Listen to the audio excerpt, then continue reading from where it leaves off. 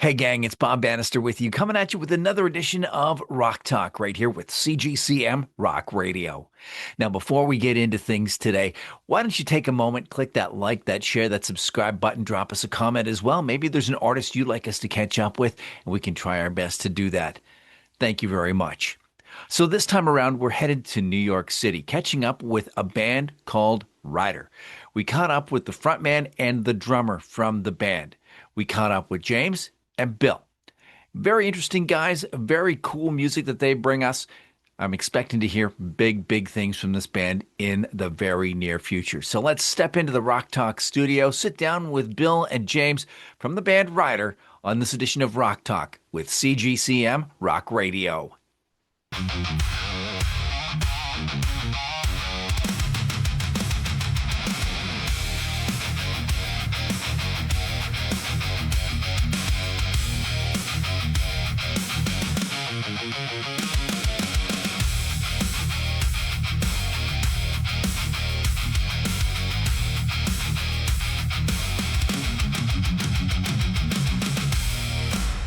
Neon flames always rise. Neon flames never die. All right, it's been a long time since we've been to New York. And so what do you say we hop the border, go south, and visit the band Ryder? Joining us is James Ryder and William Peluso from the band. How you doing, guys? Welcome into Rock Talk. Doing How great. you Thanks for doing? having us, Bob. It's great to have you here. Now, you've got a brand new single out called Neon Flames. You've also got another new single on the way. Tell us about that. Well, Neon Flames came out on June 5th, and I'm happy to say, as of today that we're recording, we actually crossed over 10,000 streams on Spotify. So thank you to everybody.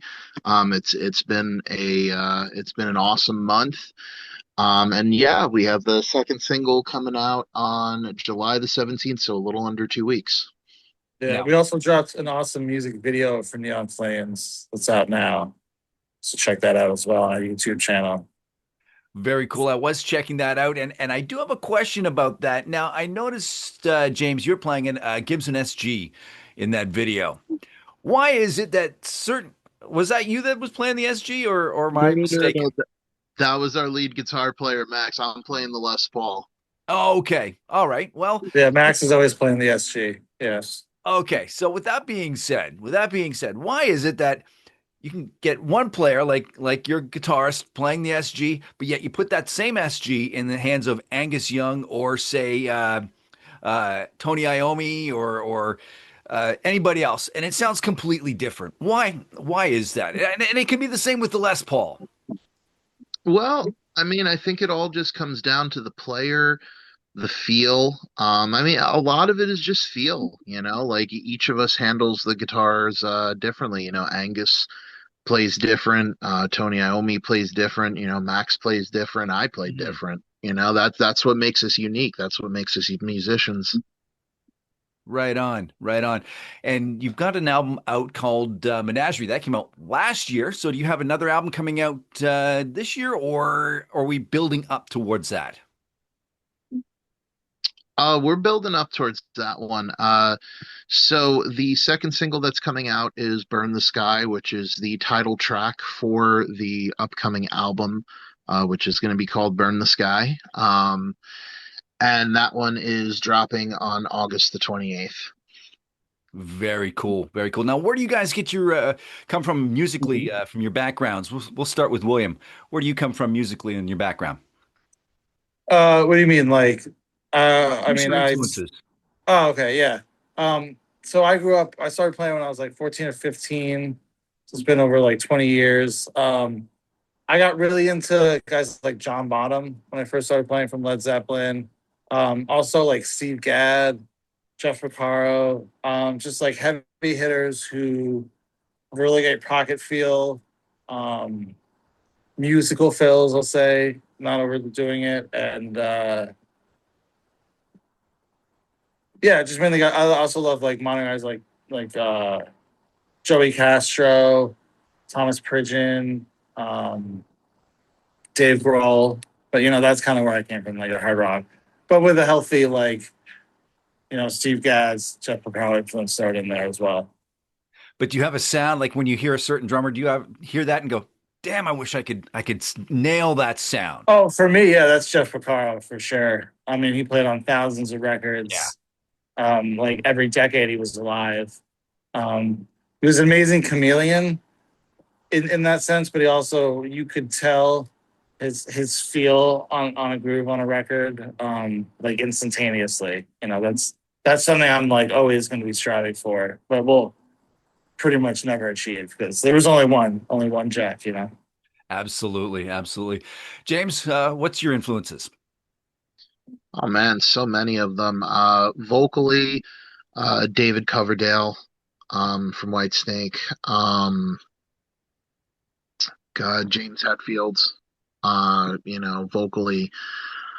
Guitar wise,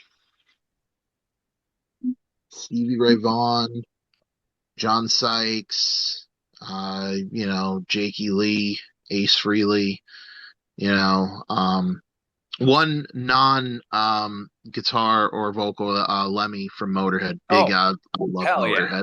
Motorhead. Yeah, So yeah, and yeah, no, and I will even throw out some love to a Canadian band too, as well. Our Lady Peace. Oh, hell yeah. So great band. yeah, great Absolutely. band. Awesome, awesome. Now, how would you describe the sound of Ryder, the band? Um, I mean, pretty much like we're a hard rock band.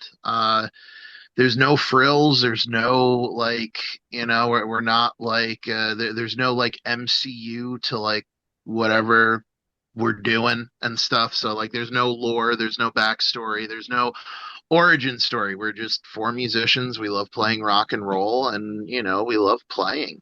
So simple as that. It's like table salt. Yeah, exactly. It comes Yeah, down to the I whole. was Go ahead. yeah, I would say I always use the term straight up hard rock. I mean, that's what I think defines it really well. It goes back to the old adage, find something that you love doing, and you'll never work a day in your life. And that sounds like that's what you guys have hit upon. Absolutely. Yeah, definitely. And you've got a big show coming up mid-month in Brooklyn. I'm seeing. Yes. Yes, July the 24th. It is our buddies Silver Tongue are driving up from Baltimore and Mhm. playing, and we're supporting them.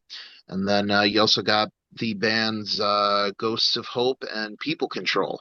So it's going to be an interesting bill. And speaking of Bill, no pun intended, Bill was the one who helped us get the show. Yeah, yeah. This place we're playing the Wood Shop in Brooklyn. It's this great. It's venue's been around maybe 2.5 years. It's part of the whole Brooklyn Monarch Network, and it's a great spot. They have a lot of like touring bands from like the Northeast corridor of the U.S. and I Mm. guess further south too.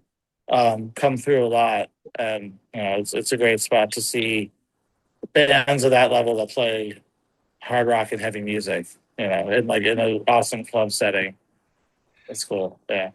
So what's the hard rock scene like in Brooklyn these days? I mean, is the adage rock is dead accurate, or is it just bubbling beneath the surface? I mean, in New York, kind of like the cutting edge is always going to be what's like on the forefront.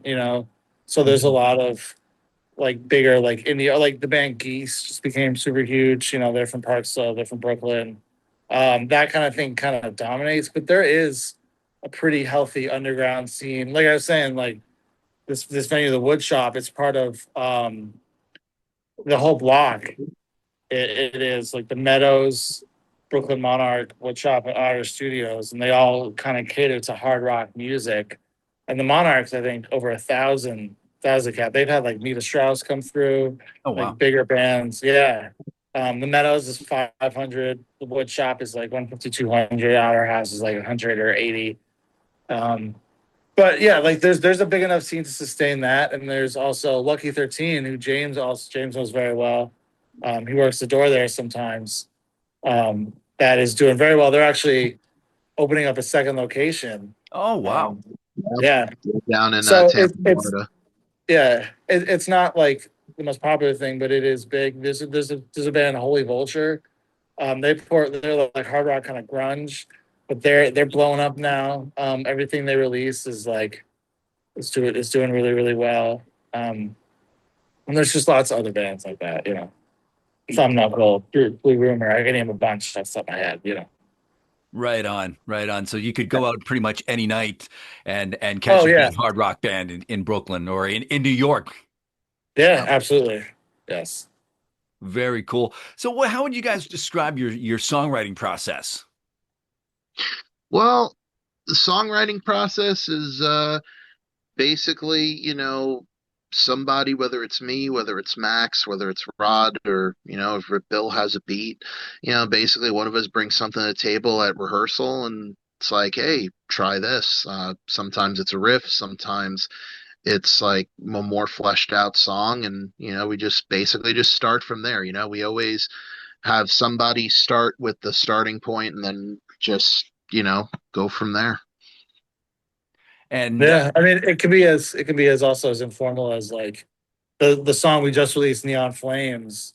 The intro part of that, Max was just like messing around while they were like setting up, or somebody was messing with their pedals or whatever before practice, and that right. became part of the song too. He didn't come to practice with that; it came really spontaneously.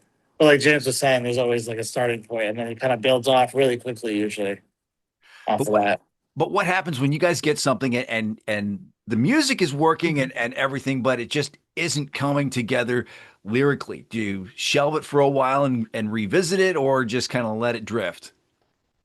Um, I mean, I guess that honestly depends. I mean, if you're not feeling it in the moment, it's best to not force it, So if you do have to put it aside for a little bit and, just, as I say, let it marinate, let it marinate.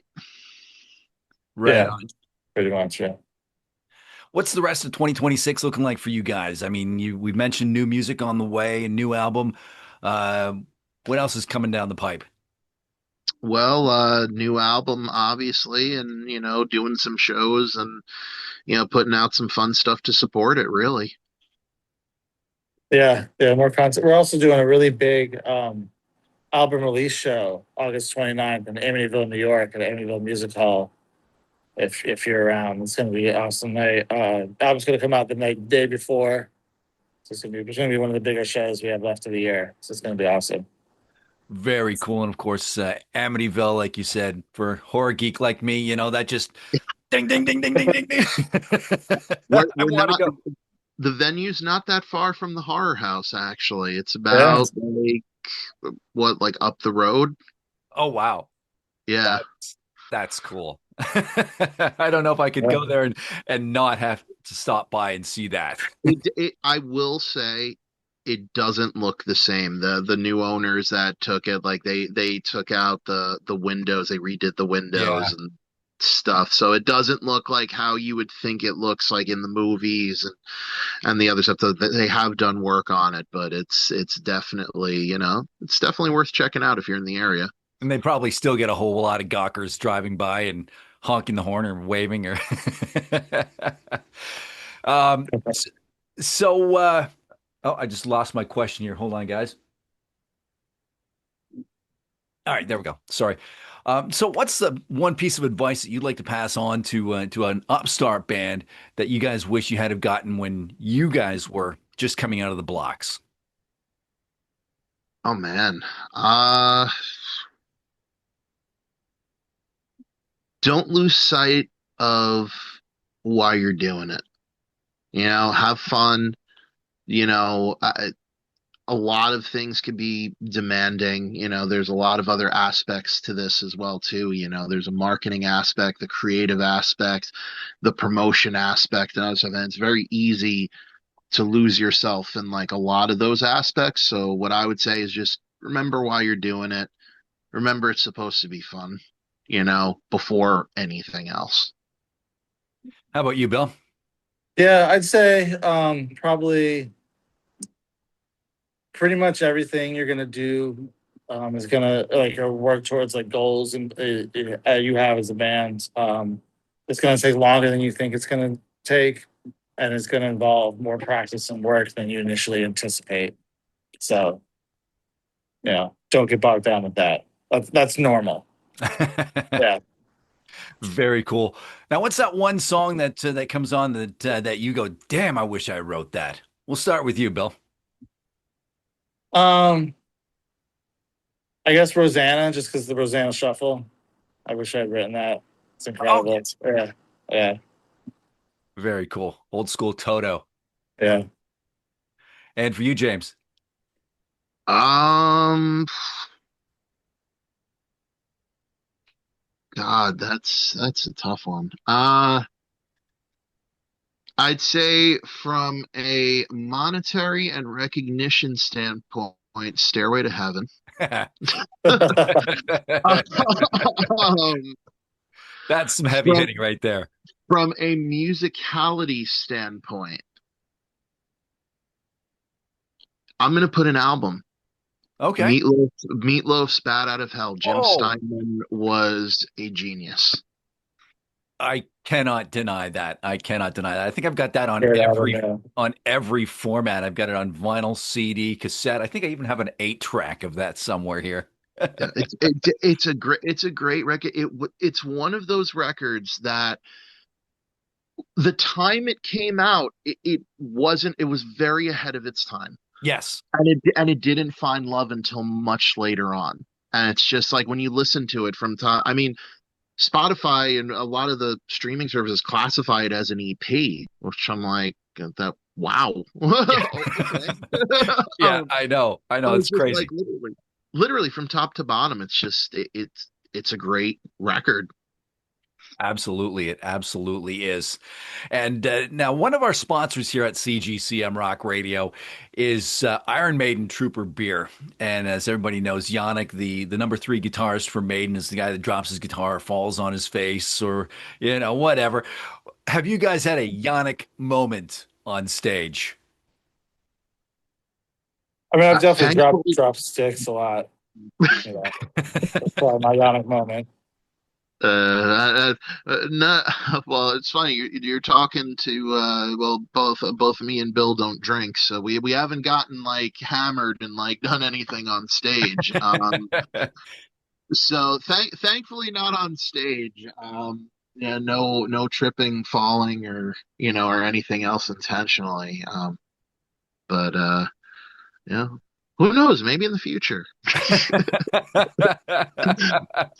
I was talking to another band and I asked them that, and the one guy goes, "Well, you know what? Not intentionally." He says, "But I was air drumming to Rush the other day. Ended up dropping my stick and had to switch to Def Leppard." Yeah. Oh shit! Oh, funny but evil. Yes, yes, it is. But you know that's something that Rick Allen would himself laugh at. Oh, Yeah. totally, totally. So before we wrap this thing up, I like to do a little thing called this or that. Nothing to do with music, just some random top of the head questions. So if you're ready, we'll just jump on in. All right? Sounds good. Steak or seafood? Steak. I gotta choose seafood. I don't eat meat, but seafood, Oh, yeah. okay. There you go. Fries or onion rings? Oh fuck. Homemade or fast food? Ooh, let's go homemade. Onion rings. Yeah, I'd say onion rings too. Absolutely, absolutely. Uh, road trip or plane ride? Fucking both. Probably road trip, Depends, yeah. depends where you're going. If you can't get to there by car, you got to take a plane. Yeah. Beach or water park? Beach. Water park. And finally, pineapple on pizza, yes or no? Oh fuck you. We're from New York, No, dude. no. I got to represent my brothers on the west coast of Canada. They're the ones that came up with it. Yeah. Listen, West Coast has hamburgers, Mexican food, sushi, a lot of other cuisine, all right? Yeah. Pizza, Pineapple on pizza. Come on. That's why I love asking New York artists that question. I get the same response each and every time, and it's so classic. All right, James and Bill from the band Ryder, thank you very much for joining us in this edition of Rock Talk. Take a few extra moments and shamelessly self-promote. Sure, absolutely. You can follow us on Facebook, facebook.com/RiderBandNY. You can follow us on Instagram at Ryder_NY. Neon Flames is streaming on all streaming platforms, and we have a really awesome house party inspired music video on YouTube, which you could check out. Shout out to Bruce Faulkner for directing and shooting it. Yeah, obviously, and everyone who was a part of it and helped make that happen. You could buy your Ryder merch at www.riderbandshop.com. We do ship to Canada. We are not responsible for the shipping prices, so we apologize in advance, but we can get it to you. Yeah, thank you so much for having us. You're quite Thanks welcome. again, Bob. You're quite welcome. And don't forget, guys, click that like, that share, that subscribe, support Ryder, support CGCM Rock Radio, support homegrown rock and roll wherever you are. And we'll catch you again next time on another edition of Rock Talk with CGCM Rock Radio.